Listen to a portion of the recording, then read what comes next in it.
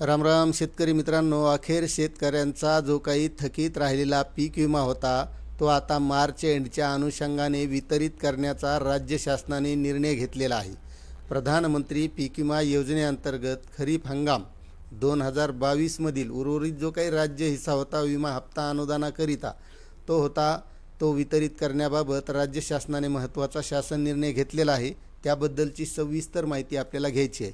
तत्पूर्वी तुम्ही जर आपल्या चॅनलवर नवीन असाल तर वेणुगंगा शेती योजना या यूट्यूब चॅनलमध्ये आपले स्वागत आहे।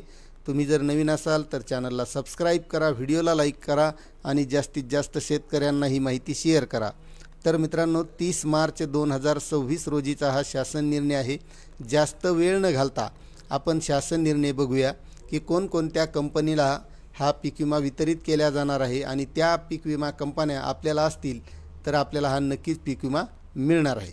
भारतीय कृषी विमा कंपनीने सादर केलेली मागणी आणि कृषी आयुक्तालयाची शिफारस ही विचारात घेता प्रधानमंत्री पीक विमा योजनेअंतर्गत खरीप हंगाम 2022 हे लक्षात घ्या मधील उर्वरित राज्य हिस्सा जो काही होता तो राज्य हिस्सा 39,38,555 इतका निधी प्रधानमंत्री पीक विमा योजनेच्या अंमलबजावणीकरिता आयुक्तालय स्तरावर जे काही एस्क्रो बँक खात्यामधील शिल्लक आहे त्या रकमेतून अदा करण्यासाठी भारतीय कृषी विमा कंपनीस शासनाने मान्यता देण्यात आली।